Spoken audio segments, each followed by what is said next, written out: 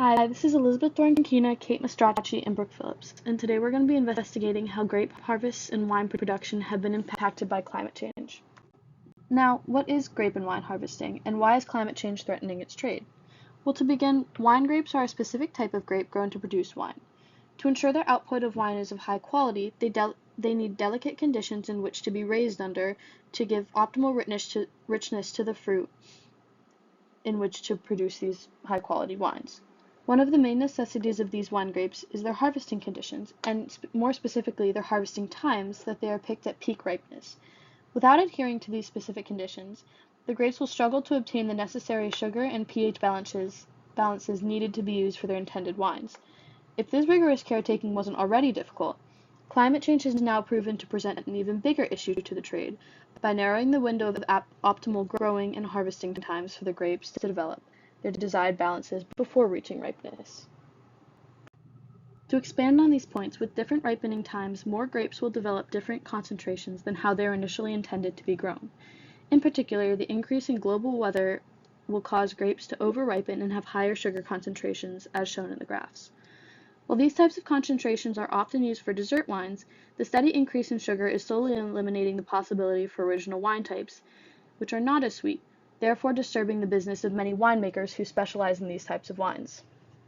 If not disturbing the business, it will alternately produce lower quality of these types of wines, which are not meant to be sweet but more bitter.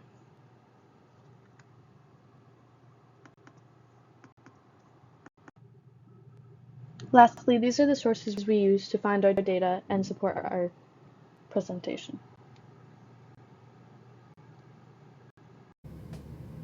So how has climate change affected wine and grape production? So the environmental effects on wine production actually has a name, and I believe it's pronounced terroir. And just to preface, many, if not all, of the regions that specialize in grape production for wine have been affected in some way by climate change, and majority of those regions feel the impacts of increased heat and longer drought periods, and those have kind of resulted in grapes becoming ripe too early or at the wrong time. And then another main issue is with the rising temperatures, it offsets the harvesting cycle of those grapes. And you can see in this graphic on the right the actual timeline that these grapes have for ripening, and it's very specific. The wine industry has figured out when to harvest, basically, for what sort of wine that they want. And so this increase in ripening, basically ripening too fast, has kind of thrown that whole cycle off, if that makes sense. And unfortunately, that's not the only effect that climate change has had on wine production. It's also altered other factors, such as soil conditions, which kind of segues right into the next topic, which is the impacts of potassium increase, which is a mineral in the soil which the grapes grow in. And just to preface that potassium is so vital just to all plants and their growth patterns. And so the climate change causes an increase of these potassium levels, and we call it K-loading in the plants. Ultimately, it makes the grapes increase their storage levels of sugar past like the ideal, and that makes them ripen too fast, which is what we were talking about before. And other things like vine growth and grape maturity are affected, and basically what this does is the flavor of the wine is what takes the biggest hit. Like the sugar, the sweetness of the wine goes higher, which people don't really like. That makes the alcohol flavor more pronounced, which people also don't like. And then that makes the acidity levels go down, and the acidity of wine is kind of what brings it that fresh, refreshing taste, which if it goes away, it's obviously not going to be a very refreshing glass of wine. But just to jump into the science a little bit behind this, the abiotic stress that the plants go through when enduring the effects of climate change causes a disruption to the K loading or the potassium intake in these plants, and so it messes with the homeostasis of the plants, and that's what jumpstarts these sugar storage effects to happen, and that's what makes them ripen too fast and then affects the flavor of the wine. So you might be wondering, like, how do vineyards mitigate this? And obviously this solution, it's not one size fits all, it's very case by case. So some regions choose to just alter the variety of grapes that they produce on their vineyards just to better suit that changing climate. Other regions decide to just move their vineyards somewhere more agreeable with a better climate for the grape that they want to grow. But unfortunately, many vineyards are forced to shut down just due to the expense of doing either of the two options which I mentioned before, which was just moving or changing the variety. So we have seen an uptick in vineyards closing, essentially, which is very unfortunate. And so just to close this off, you can see in the graph the red areas are highlighted as those areas that are impacted pretty highly from the drought and those heat waves.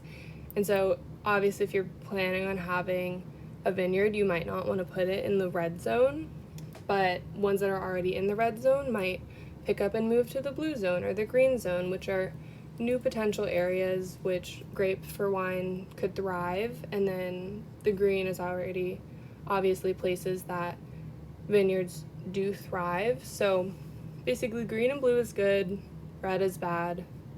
Don't build a vineyard in the red.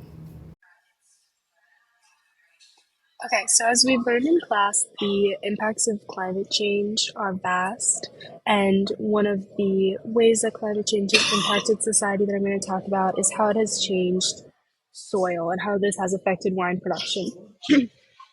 So generally, there are a lot of abiotic changes that have occurred because of climate change, and one of those changes is, of course, rising temperatures.